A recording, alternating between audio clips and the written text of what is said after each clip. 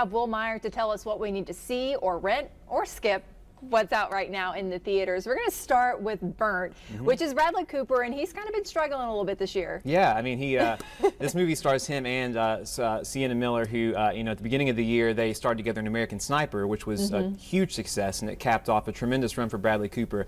It made 3 Oscar nominations for him in 3 years, but, the rest of the year hasn't been so kind to Mr. Cooper. He's had flops with Serena and Aloha, and all the signs are now pointing to this being a flop, and I think he's going to be fine. He's got Joy coming out at Christmas, which looks good, and he's actually fine in the movie. The problem isn't with him, it's with his character. This guy's really unlikable. He's such a bully. I mean, we're subjected to repeated scenes of him just throwing and breaking plates and, and just, cursing and berating his employees, so it makes it really hard to root for him on this road to redemption, because this guy's temper tantrums beat John McEnroe, Bobby Knight, Kanye West, all those, puts them all to shame. This is a movie about a chef who is on this road to redemption. He, has destroyed his career with drugs and diva behavior, but he returns to London to try and open this top restaurant that can earn 3 Michelin stars. And so, as I said, though, it's a road to redemption that you don't really care that much about because he's kind of ugly. And, the movie is kind of ugly in general. This is being advertised as a romantic comedy, but it's not a movie that you want to take a date to. The romance is really superficial and just kind of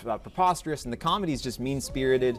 And, there are pretty things to look at. The food is beautiful in this movie, and the cast actually made all of it, but it really just goes unappreciated because you never even know what they're making. I didn't learn anything about food or about cooking in this movie, and it's kind of half sketched, and that goes for the characters too. This movie is more interested in recycling old cliches than it is in characterization. Sometimes it's hard to root for someone that you don't like. Yeah, it's huge, and so that was fatal for this movie. So you're saying skip this one, definitely. Don't even go see it. All right, next is a movie that's been pretty highly anticipated, mainly because it's about Steve Jobs. Yeah. And he's a legend in the absolutely in the icon. World of technology with Apple. And what was your thoughts on this movie? Well, it's the second movie we've had in a few years. There was one a couple of years ago with Ashton Kutcher, and so people are saying, do we need another one? But I think the case can be made for this movie by looking at the cast and the people behind it. This movie has Michael Fassbender in the title role. Also, it has Kate Winslet and Jeff Daniels, and most surprisingly, Seth Rogen gives a really good performance. Also directed by Danny Boyle, who brought us 127 Hours and Slumdog Millionaire,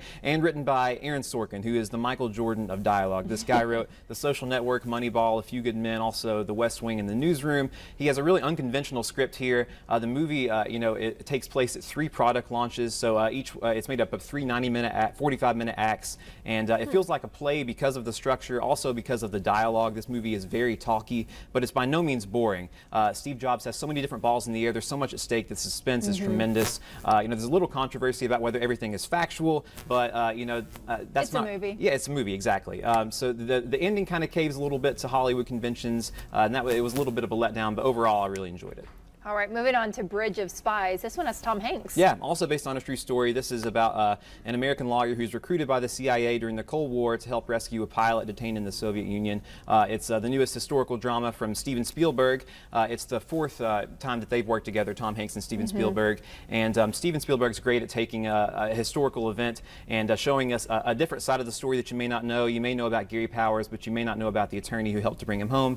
He's played by Tom Hanks, who's good as always here, but the real standout is Mark Rylance. He plays a Soviet spy. I'm pretty sure he's going to get an Oscar nomination. He's magnetic in this movie. You can't take your eyes off of him. Unfortunately, Steven Spielberg forgets to focus on some of the other characters. I think he realized how great an actor he had in this guy, but that's a small complaint with otherwise a really good movie. It's very old-fashioned in every sense of the word, so cynics may roll their eyes at its idealism, but even though it's traditional, I still really enjoyed it. I thought it was good.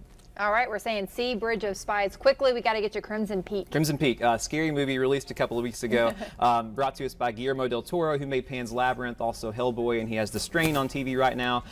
He's the reason I was looking forward to this movie. He has a distinctive style. He's really a visionary and an original, and his visual style is on display here, but the visuals are the only good thing about this movie. The story is really one that we've seen a million times. Also, it's not very scary. That was the big thing. There were a lot of people in this movie who were just wanting to be scared, and it's more creepy than anything, so I found it to just be mostly boring. Good performances from Tom Hiddleston, Mia Wasikowska, and Jessica Chastain, and nice to look at, so that, I'll say rent it, but there's not a whole lot here. All right, well, thank you so much. Thank you. All right.